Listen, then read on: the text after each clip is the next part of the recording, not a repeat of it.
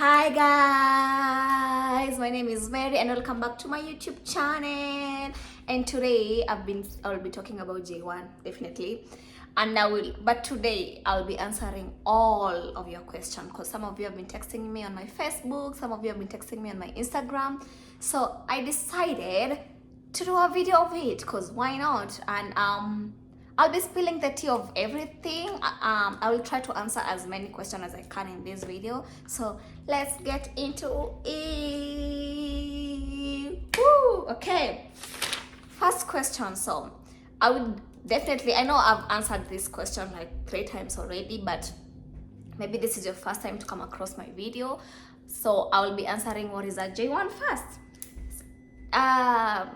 I will say a J1 is a cultural exchange visa where you come to the US as a student for 1 year, where you get to learn, experience cultural exchange, get some money, and and explore the country. That's all I can say. Like, it's typically a student exchange program. I know it sounds tempting, right? I know. So, how much does it cost to apply? Oh well. Speaking of money, it costs around 3,000 to 6,000. I know it's expensive, but trust me, the money will always come back. I will say it costs 3,000 to some sponsors and 6,000 to some sponsors. So the money varies according to the sponsor that you choose.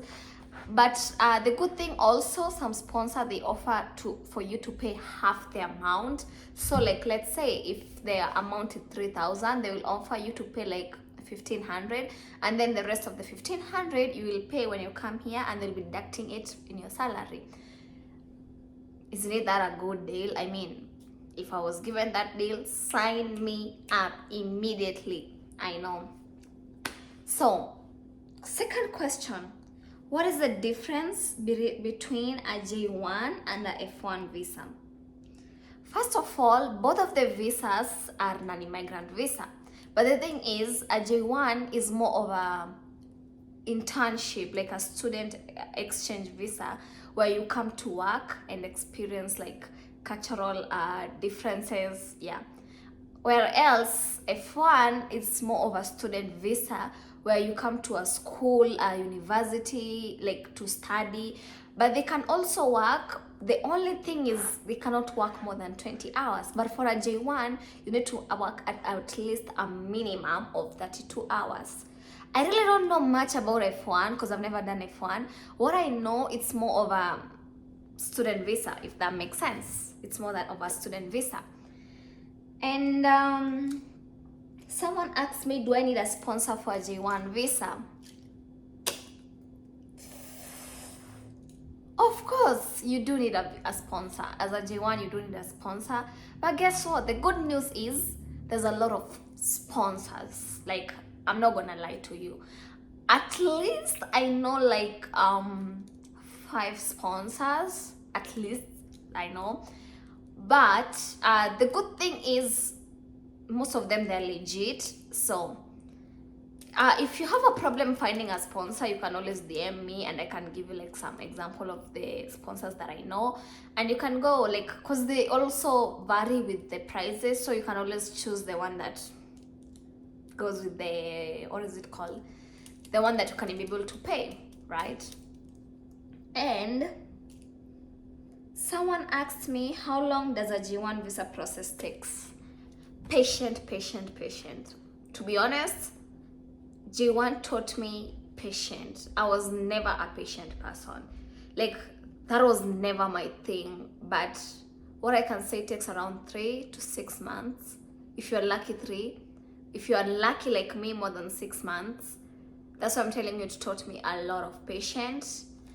But what I can say is, at the end of the day, it doesn't matter how, like my mom always says, it doesn't matter how you reach. Like, let's say if we are all climbing the mountain, it doesn't matter if you climb the mountain by like crawling or running or using a flight, at the end of the day, we all will reach on the top of the mountain. So don't worry of how long it takes. As long as you know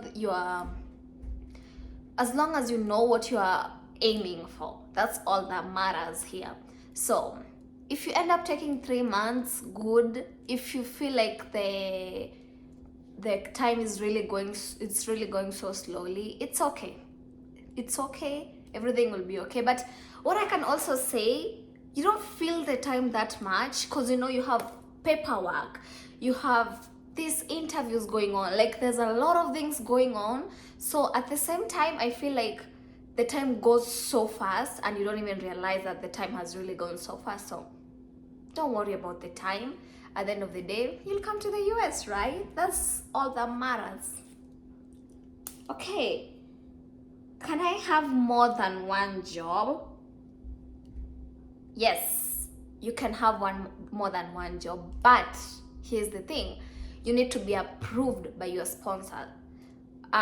Personally, I wasn't approved to have a second job, but if you are lucky and you get approved to have a second job, why not? And that's some money.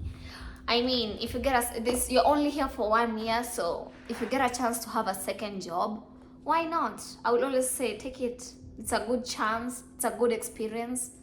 Yeah, and you'll get good money. Okay, what kind of jobs can I do? This one I will not like explain a lot because I really don't know about other types of J1. I'll be only talking about hospitality. So for the hospitality people, you'll be doing like restaurant and the hotels, of course. So you can be a chef, you can be a server, you can be a housekeeping, a front desk agent. Like you have all those things in the hotel where you can be a barista. Like there's a lot of things you can apply and they're all paying so well. So yeah, like what I know also, there is a G1 for teachers and nurses, which I don't know what type of sponsors they use, but also I know they can also apply even engineering. There's a G1 for engineers, but I'm not gonna lie to you, I don't know any of the sponsors about them. Yeah. How much can I earn?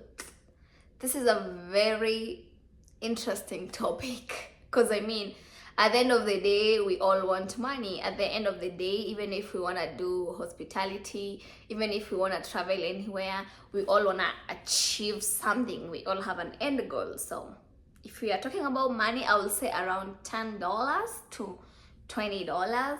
But also, like let's say you're a server, they have like tips. So tips, they boost your salary high. So if you get a job and they have like tipping, I would tell you to go for that because why not?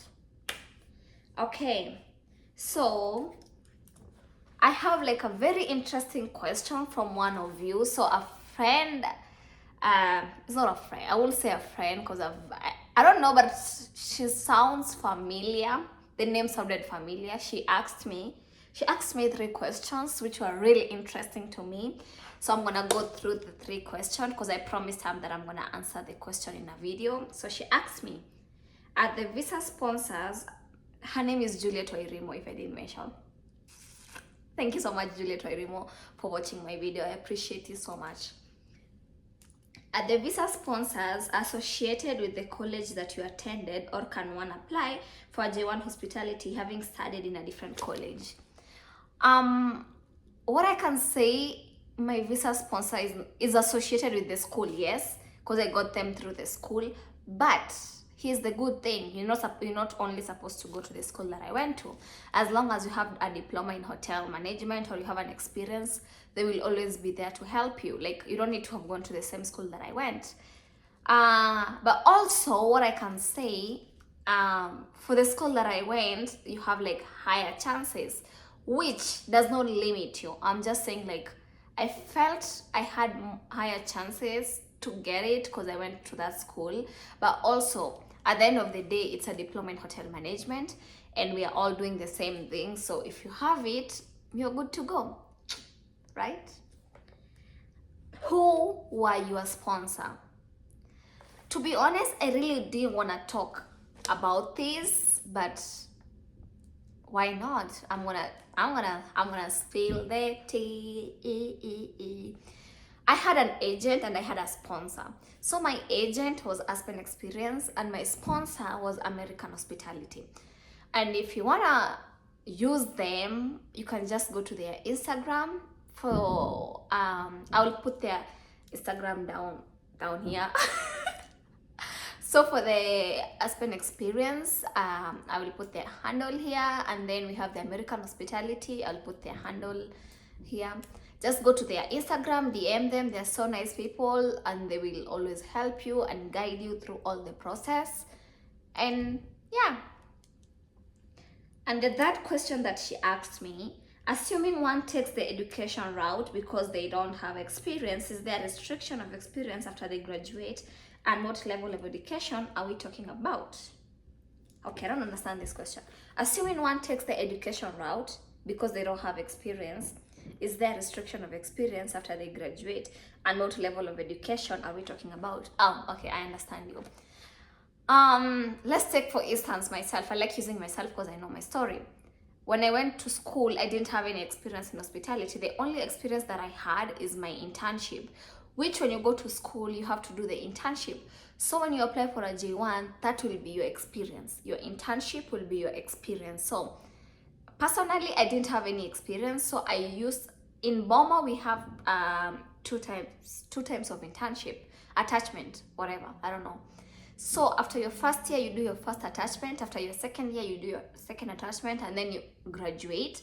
Then you apply for a J1. So according to that timing, there is no work experience that I had. I only had my attachment experience. That's what I used. So don't worry. If you go to school, get that diploma. I know all the schools in Kenya. I like this one. I think I'm 100% sure.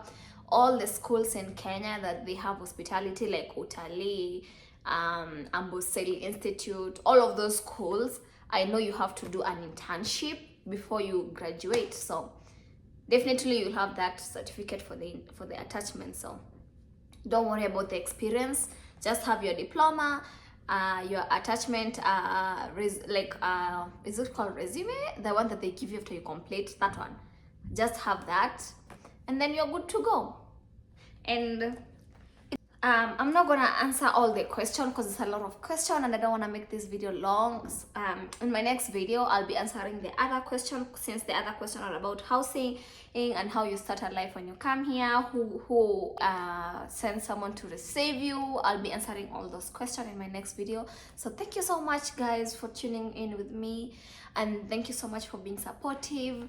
I love you all. Please subscribe, like, and don't forget to turn on your notification. See you next time. Bye.